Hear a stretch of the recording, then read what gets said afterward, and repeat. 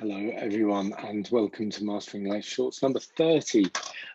Today, I'm coming from to you from a middle of a house full of boxes, which I'll explain to you later. Hence, the background is a little different. But it's actually part of one of my love languages, and that's why we'll get on to that now. So today we are looking at the second webinar in my series of 2 about the 5 love languages. So just to remind you, the love languages were first proposed by Gary Chapman in 1992, and he proposed that everyone has one of 5 love languages that allows them to really feel loved and valued by other people.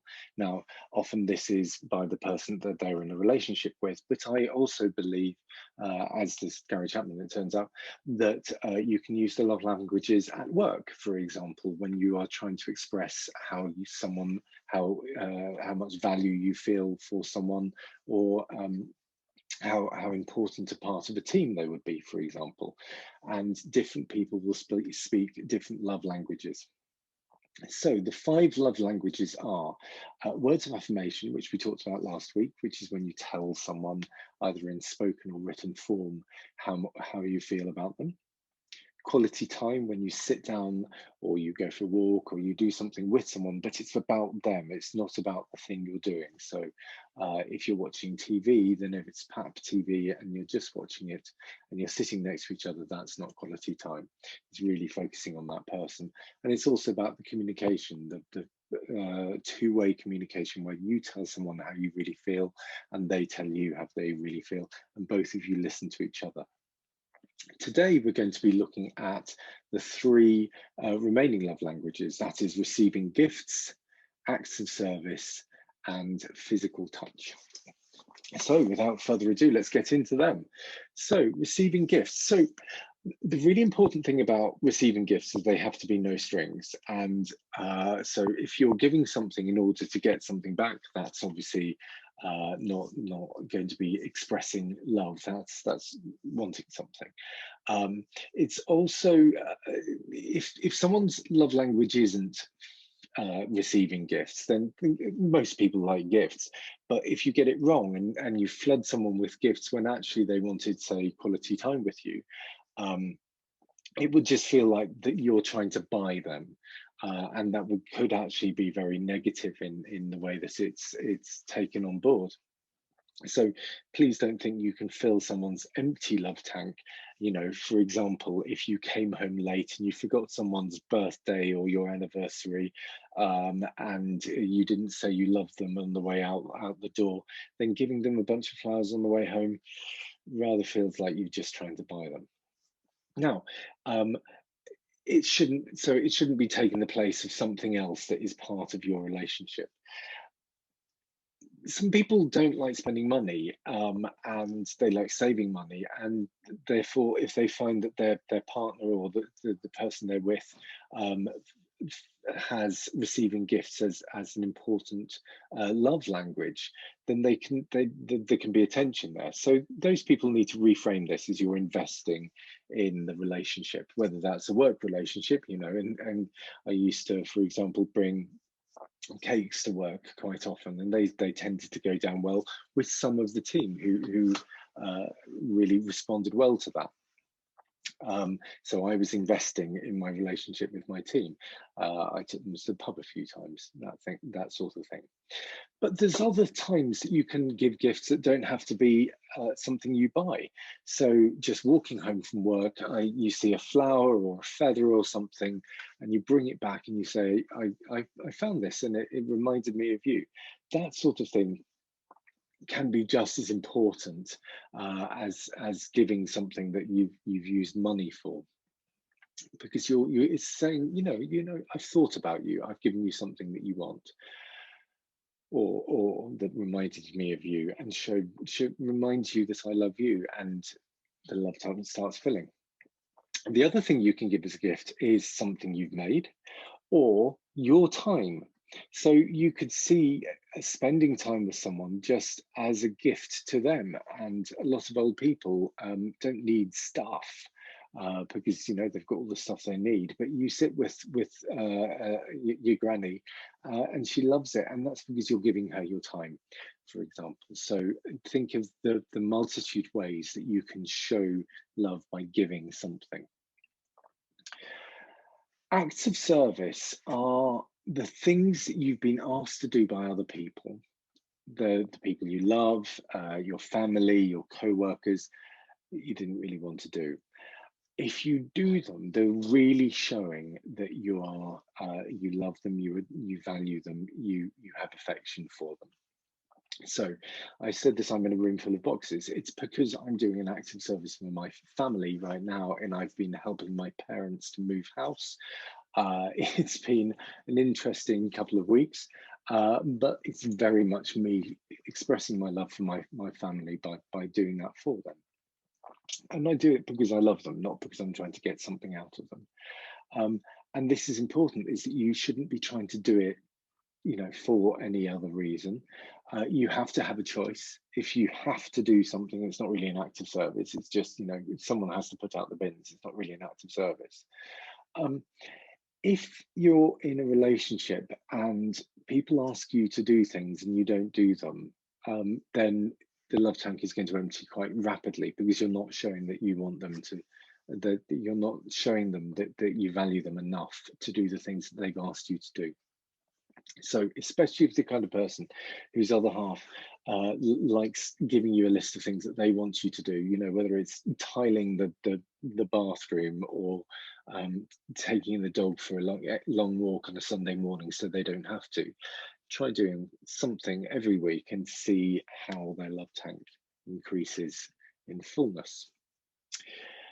Now, physical touch is obviously a really important love language for many, many people, but it's possibly also the one that is the most complicated to negotiate your way around.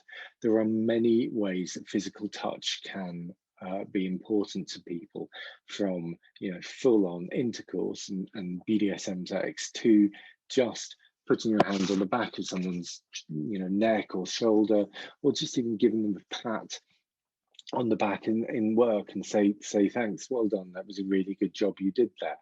Completely platonic touching can be just as important to some people. It's going to be very informed by the closeness you have with a person, the cultures that you're in. So, when I was working abroad, I would never, ever have touched in any way, shape or form some of my Muslim female colleagues in the Middle East, to the point that you wouldn't even shake hands with them. You put your hand on your heart when you're greeting them. To other colleagues that I had in other countries, who you give massive bear hugs to every time you see. Totally negotiated in the way that you work towards each other. I've been in physical relationships with people who wouldn't touch in public. I had a friend in Thailand who, we did all sorts of things in the bedroom, but we wouldn't even acknowledge each other's bodies in public, because it was just not the done thing according to their culture. So all of these things are very negotiable and very, very changeable. And as always, it's all about consent and taking no as the base. So be ready to negotiate, be ready to talk to people, and be ready for people to say no. And no could be anything from someone saying, no, absolutely not, stop that, to, oh, not sure. Get there. But if you do get there, it can be a wonderful love language, and people can really, really feel loved just by the merest touch. My boy has what I call his little spy finger, and his spy finger, when we're hugging, it tells me how he's feeling, and different ways he touches me tell me all sorts of things that is going on in his mind, and it's because we are very tactile with each other, but we've got there over a long time. So you'll learn to touch people. I remember when I was a teenager, I watched a film called The Lost Language of Cranes, and it was a gay film. And there was a moment that two guys are sitting on a sofa, and one has got his head in the other one's lap, and they're just watching TV. And to me, that was the epitome of a beautiful relationship. So when I got in a relationship with my partner and I tried this because I wanted to feel that physical touch, and he didn't, I felt very unloved at that moment, and it was very sad that we couldn't do that. But it wasn't his love language, and so you negotiate it, and sometimes you ask the person to move forwards towards yours, sometimes you move backwards. It's a minefield, but it's worth it. And when you do touch someone and they want it, and it's great, find different ways that you want to be touched. Think about the way that you want to be touched by your co-workers, by your family, by your loved ones, by sexual partners. Where on your body are you happy for you to touch and be touched? It's one of the things that people who go to play parties, there's all sorts of ways of learning how to touch people in ways that say, you know, I'm interested in you. Are you interested in me? And explaining things to people. And it's very much something we have to work out as we're going through. Get it right, and it really empowering, really fills people's love tanks. Get it wrong, and you know, the trauma can last for years, and that's a real shame. And sometimes people I have been with have had trauma, and it can be very, very traumatic if you touch them in the wrong way. So do be aware that physical touch is a brilliant love language, and do try to use it with the right people at the right times. Now, how do you find your love language? Now, again, Gary Chapman suggests that every person has a single primary love language. In my opinion, everyone should be able to use all 5 love languages and will respond to most of them, sometimes slightly more than others, but I believe that most people are very happy depending on you know whichever love language. However, he gives us 3 questions that we could ask ourselves in order to try and identify which ones really matter to us. So, and he talks in the original book about spouse, so it's very much a heterosexual book, in monogamous relationships. In fact, he talks about poly relationships very briefly, and says it's impossible to have a poly relationship.